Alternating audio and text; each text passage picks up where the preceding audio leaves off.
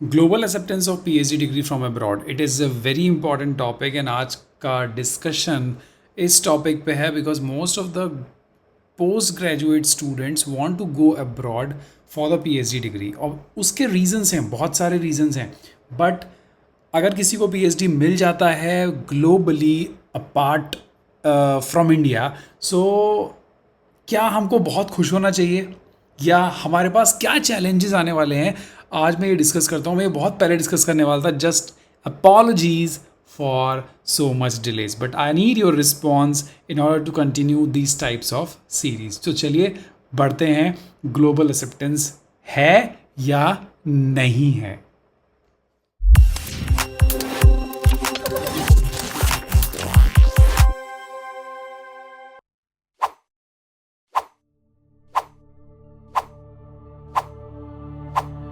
Now, once you will do the graduation, the masters, then what challenges you have to face in order to move from India to abroad for the PhD और higher degrees। देखो, जब भी आप किसी भी higher degrees के लिए जाने की सोचते हो, so you have to like qualify few examinations which are very important and very few commons are the IELTS। तो आप IELTS की तैयारी करते हो, टफल की तैयारी करते हो, GRE और GMAT की तैयारी करोगे। So these examinations are itself a huge challenge for you, but still कुछ लोगों में वो होता है कि नहीं, मुझे तो PhD सिर्फ बाहर से करनी है because I have seen many students और मैनी प्रोफाइल, यार इतना अच्छा प्रोफाइल, इतना अच्छा काम करते हैं। नो डाउट ये सारी चीज़ें अभी डिस्कस होंगी। उसके बाद आप इंटरव्यूज़ देंगे and through this you will get a PhD from abroad, a very good university from Europe, from USA or any other country I can say, right?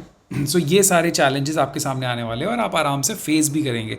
But again my at the end you will get to know कि scene क्या होने वाला है अगले 10 सालों के बाद। ये पिक्चर देखने के बाद मुझे आप नीचे कमेंट ये करो कि कितने लोगों को ऐसा लग रहा है। Definitely I am asking for the females, not from the male, because this is a female picture, right? So जितनी भी लड़कियां अगर देख रही हो, अगर लड़के भी देख रहे हो, तो आप भी ऐसी ड्रेस पहनना चाहते हो। And we all want to do PhD from abroad because जब PhD का क्रेज़ होता है ना फॉरेन यूनिवर्सिटीज़ से, वो कुछ नेक्स्ट लेवल होता है। डू यू एग्री और नॉट? नीचे मुझे बताओ। सो हम सभी लोग इस तरीके से देखना चाहते हैं, वाओ ग्रेट, कितनी अच्छी यूनिवर्सिटीज़ है, बहुत अच्छा लगता है स्टेटस अपडेट करना in social media that we are doing the PhD from this university, now I am in this lab, I am in professor Joe, professor Chin, professor Matthew, Anthony and all etcetera etcetera. So ये बहुत अच्छा लगता है और होता भी है, no doubt no doubt. But reality को भूलना नहीं है। ऐसी पिक्चर्स पोस्ट करने में कोई भी बुराई नहीं है, आप अच्छे से PhD करिए, बड़ी बड़ी यूनिवर्सिटीज़, बड़े बड़े ऑर्गेनाइजेशन से आप डिग्री ले लीजिए। बहुत अच्छा है, बहुत टफ है जो लोग सेलेक्ट होते हैं, I appreciate their efforts. But again मेरा हर सेंटेंस के बाद बट लगा रहेगा। सी, जब आप PhD बाहर से करने का सोचते हो तो you have an number of benefits. मैंने 15 बेनिफिट्स इसके अंदर डाले हैं एंड आप एग्री करोगे कि ये 15 के 15 बहुत ही इफ़ेक्टिव हैं। जैसे आपको ग्लोबल रिकॉग्निशन मिलता है, क्रेडिबिलिटी मिलती है बिकॉज आप इंटरनेशनली काम कर रहे हो, सो आपके बाय डिफ़ॉल्ट एक ग्लोबल रिकॉग्निशन हो जाएगा। You will get a very good exposure to diverse research environments and their methodologies because हम लोग अभी भी बहुत स्टेप 1 से काम कर रहे हैं, वो लोग हमसे 100 टाइम्स आगे हैं टेक्नोलॉजीज़ में। और सबसे बड़ा होता है टाइम डिले, जो इंडिया के अंदर होता है वो वहाँ नहीं होता। यहाँ काम जो काम हम 1 साल में कर रहे हैं वो शायद वहाँ 2 महीने में कर लें। The reason being access of advance research facilities because the facilities are really very advance. Networking opportunities by default बनेगी with international experts, enhance career opportunities होंगी। पर्सनल ग्रोथ तो डेफिनेटली होती है बिकॉज आप एक्स्ट्रा ऑर्डिनरी स्मार्ट हो जाते हैं। Your way of getting communication, your way of representation is completely change. Personal growth, specialized knowledge and expertise, increase independence and self-reliance because you will get a very good amount of stipend and salary, so you will be independent. Broadening prospect and interdisciplinary approach, opportunity to learn new language, definitely जिस country में जाओगे आप वहाँ का तैयारी करोगे। Access to a wider range of academic and professional network, enhanced publication, हम लोग की तरह वो छोटे publications नहीं publish करते, सो आपकी ओवरऑल सब चीज़ें तो अच्छी होने वाली हैं, बट अगेन मेरा जो क्वेश्चन आएगा that is B for benefit and B for but. और वो बट अभी ख़त्म नहीं होने वाला है। आपको ऐसी बहुत सुंदर सी डिग्री मिल जाएगी मास्टर्स ऑफ साइंस लिख के। मैं अभी आपको क्यों बता रहा हूँ, ये डिग्रीज के सैम्पल्स क्यों दिखा रहा हूँ, this is very important to understand. Please please don't skip. So आपको डिग्री मिल जाएगी बहुत अच्छी यूनिवर्सिटीज़ की, नो डाउट। और रिकग्निशन होगा, यूनिवर्सिटी बहुत अच्छी होंगी। And for example this one, और आपका नेम लिख के आएगा। डिपार्टमेंट नहीं आता वहाँ पे, सिर्फ कॉमन लिख के आता है, राइट। अब जब आप पीएचडी ख़त्म कर लेंगे, so you have a two options, either to come back to your country, your home town, or not most of them, some of them says like I'll continue my career in this country also or I'll move। अब suppose कोई China में, Japan में PhD करता है, सो वो move कर जाता है यूरोप के अंदर। कोई यूरोप में करता है तो यूएसए में मूव कर जाता है। सो ऐसे कंट्रीज़ आप मूव करते रहते हो। तो आपके पास पीएचडी के बाद you have two opportunities, first one is academic and second one is a research. So अगर आप बाहर ही रहने वाले हो तो आप 99% रिसर्च में ही इन्वॉल्व रहोगे, through CRO, scientist form, or a sort of postdoctoral fellow, or the research scientist, some sort of things, right?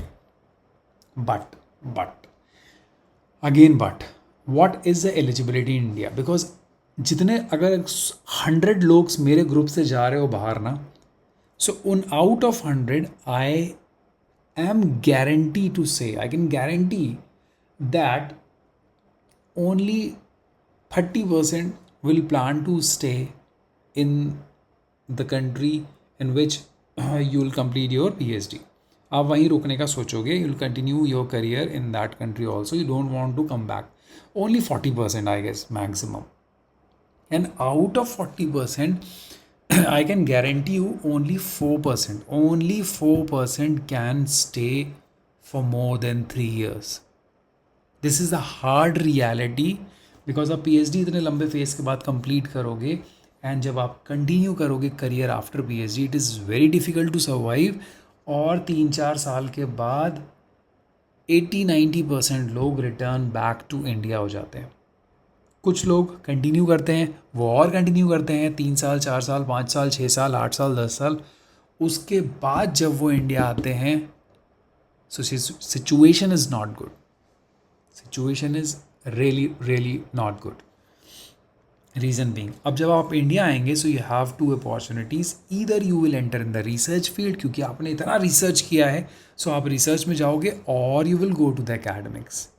Academics में जाने के बहुत सारे ऑप्शन हैं, और हर ऑप्शन में आपको ये बहुत बड़ा सा चैलेंज फेस करना पड़ेगा।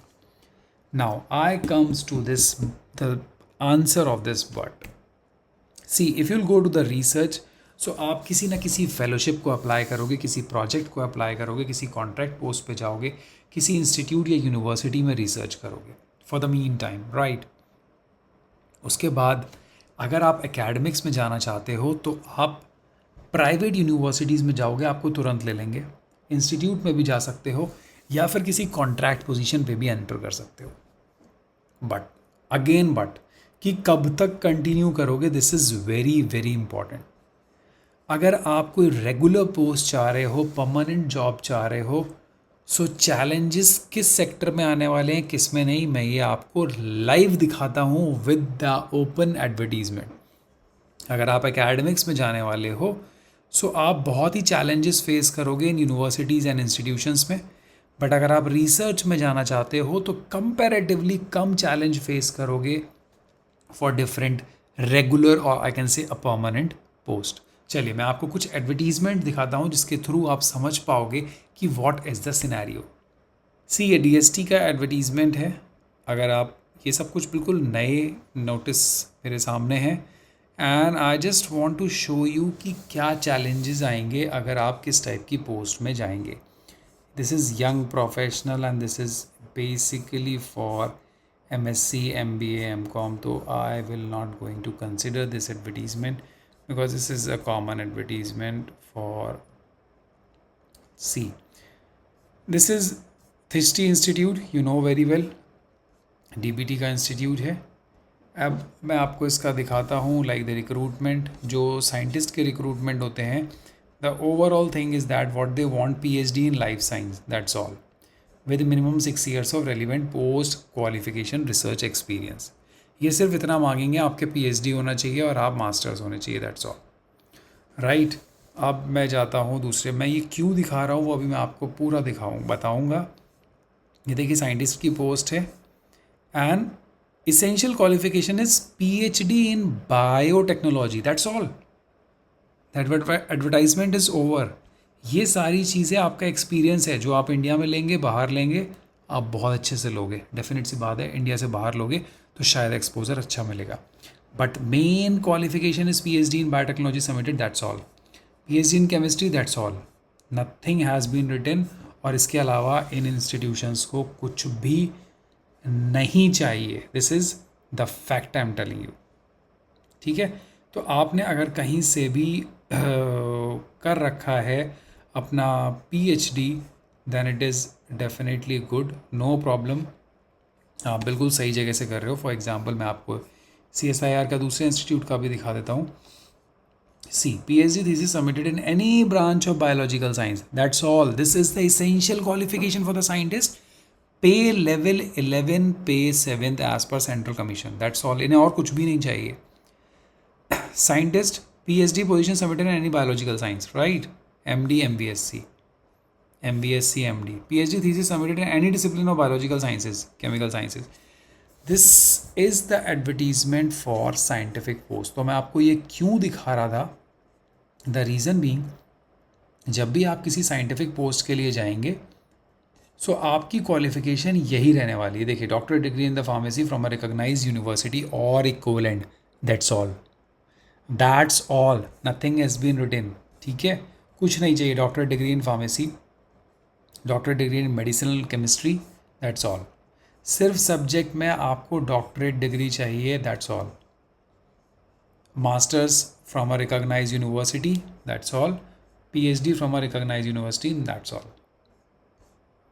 PhD will be considered as a 4 year of experience, that's it for the scientific post। अब मैं आपको ये क्यों मैंने आपको दिखाया, मैं आपको ये बता दूं, बिकॉज आप अगर साइंटिफिक पोस्ट में एंटर करोगे तो आपके पास चैलेंजेस नहीं हैं, बट आप जब यूनिवर्सिटीज़ में एंटर करेंगे, so they will ask you the PhD degree on the basis of UGC norms, आपको UGC के नॉर्म्स के अकॉर्डिंग PhD दिखानी होगी, आपका कोर्स वर्क होना चाहिए, सब कुछ होना चाहिए। So this is the main problem. आप अप्लाई तो करोगे, दे विल ऑल्सो कंसिडर कि हाँ, फॉरेन की यूनिवर्सिटीज़ को हम कंसिडर करते हैं with some ranking and all, नीचे लोग मुझे आर्ग्यूमेंट करेंगे, but the problem is that they will not accept your application internally. These challenges still you have to face for the selection process. So these are the main challenges which you have to face. So I guess you must very clearly understand कि अगर आप वापस आने वाले हो तो आप किस सेक्टर में इजीली एंटर कर जाओगे और किस सेक्टर में आपको प्रॉब्लम आने वाली है। आप कितना भी अप्लाई करोगे, दे वोंट कंसीडर इट। कितनी अच्छी रिसर्च करे हो, नेचर में पेपर होगा, but they won't consider, but this section will consider you. So now you are limiting your job opportunities when you are coming back to India. So this is what I want to explain. I have many things to explain, so I'll discuss it in the next video. Till then, bye bye, take care.